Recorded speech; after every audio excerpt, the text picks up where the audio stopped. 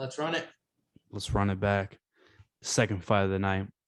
We have our boy, Kyler the Matrix Phillips. Once again, hopefully he won't bite us in the ass like last time when we bet on his ass and he lost to a 25er versus Marcel Rojo. I lost a lot of faith in our boy Kyler Phillips right here last time he came out. However, he's still 9-2. He's coming off a loss versus Sean O'Malley's last opponent. That would be Rallian Paiva. He's coming as a. Doesn't matter who he is. He's Sugar's last opponent. That's right. That's all that matters. The Sugar Show is for real. Kyler Phillips is coming in at 135 pounds, 5'8", with a 72-inch reach. And his opponent, UFC newcomer, his second fight is Marcel Rojo, coming at 16-7. Don't let the record fool you. This guy is fireworks, dynamite on the feet. He's coming in at 5'8" with a 71-inch reach. These guys are almost identical, and they're both going to put on a fucking banger. I don't care that probably neither of them is going to fight for the title. Probably not anytime soon either, if they do get there, but I just don't think either of them are good enough to do that. However, both these guys are going to throw hands, and they're competent strikers. They're creative strikers, and they're killer strikers. I mean, from what I've seen from 135, I think we both agree on this, Zach, that it's the most complete division, the most competition. And I think there's a lot of killers wherever you look. I mean, I can't really disagree with that.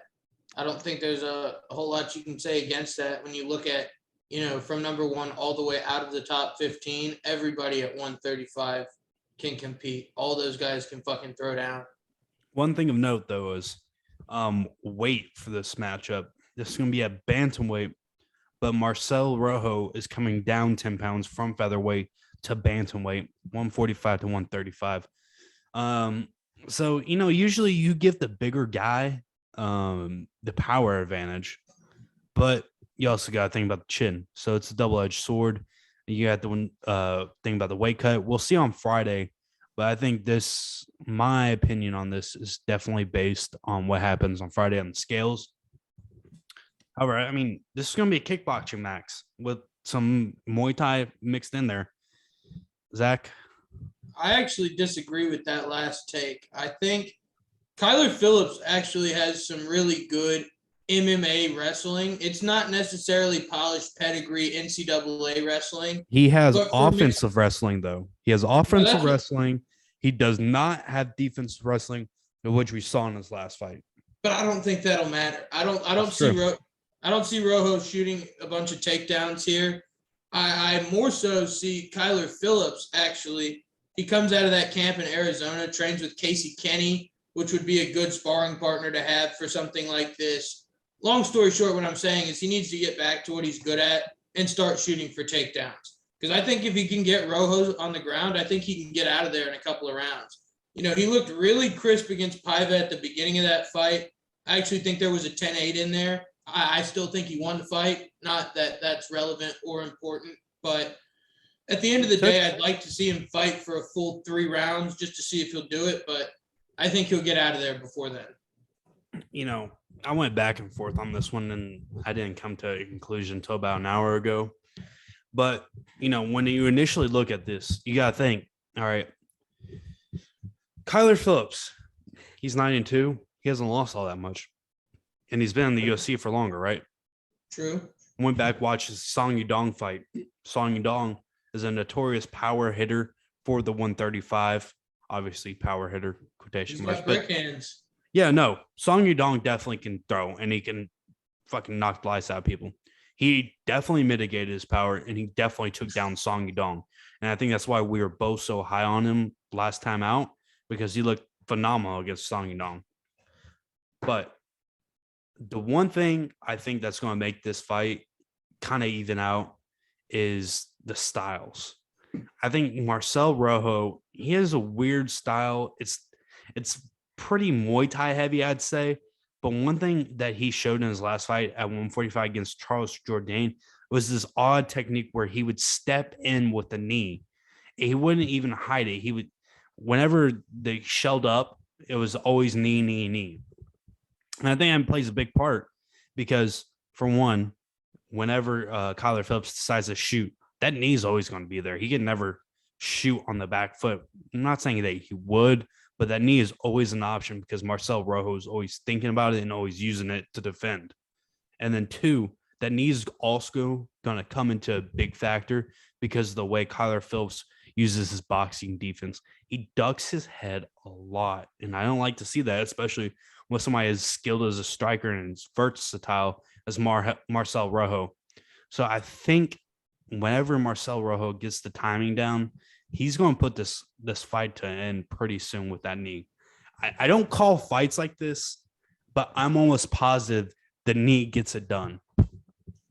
That's interesting because I think in my head, I could absolutely see Rojo investing in the body early in the fight. And, once you slow Kyler Phillips down, like I said, he's susceptible. He's definitely not invincible. He's definitely not, a pedigree style fighter, top of his game at any one thing in particular. But I do think early in the fight, he will get that takedown.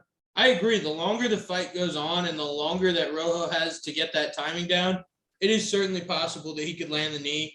But I'm thinking in, the first round and a half, Phillips is going to land a couple of takedowns. And I think, after 2 or 3 of them, he'll string something together. I lean more towards a ground and pound where there's a finish, not necessarily a knockout, as opposed to a submission. I don't see Kyler Phillips as, that kind of guy who's down there searching for subs. But like I said, I think he'll get out of there. I think, this will be a pretty impressive win on his part because Rojo is, a valid competitor. He deserves to be in this fight. He's in a position, I guess, that he deserves to be in. Once again, this fight probably has no title implications. That's the fucking word I'm using. But it's for the fans. This is basically for anybody that likes the sport. This is going to be a fucking banger of a fight. I don't see this ending in any other way than basically a fucking war. I don't know if you agree with that, but that's just my take. Look, I'm not calling it a war like I did the last fight where I think they'll brawl for a full 3 rounds, but I do agree that there will be some heavy exchanges early on in this fight. These guys are not going to be looking to run away from each other by any means. All right, to the odds. To make some fucking dough, Kyler Phillips, minus 350 favorite. Marcel Rojo coming back as your plus 350 dog. Brother, that's a steep price.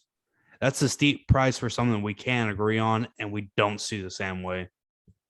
I agree. I'm digging through the props right now, trying to justify spending any money on this fight outside of my typical note that obviously we can toss this in a parlay, but certainly not going to bet the minus 350 by itself because like Gage said, it is possible that we could drop this one. I don't think we will, but it is possible. I think, plus 350 for Marcel Rojo. I think for as even as a fight this is, this is probably the best odds you can get for, in my opinion, a plus 100 fight on either side. That's how I feel. Like when I was watching this, it's like, I can't decide. This is a plus 100 to me. Just based off of these two guys. Kyler Phillips, even though he struggled with the takedown last time, he didn't look that great, So what is shit.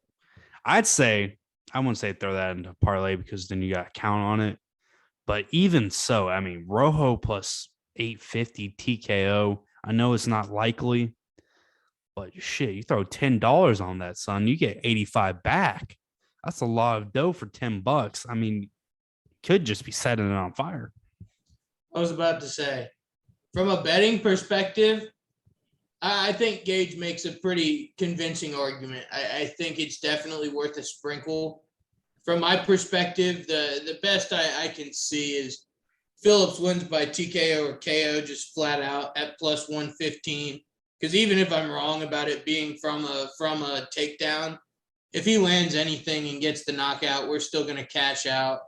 But, you know, I usually will call around or go dig around for something with a little more value, but I don't know if I'm decisive enough about any of that to say that it's worth a play. So if I'm not going to do it, I'm not going to advise anybody that's watching the show to do it. Well, I think this is something the odds makers see that we haven't seen, because usually we're pretty much on board. There's never like more than plus 200 that we see like, oh, that's a mistake. I think this might be a mistake. I mean, minus 350 for someone this ambiguous. I mean, Kyler Phillips did have a lot of hype rolling behind him before the Paiva fight. That's and true. I think part of Paiva is that he's such a lanky guy, and all he's looking to do is touch. No, I mean, no offense. He's not your KO knockout power even at 125.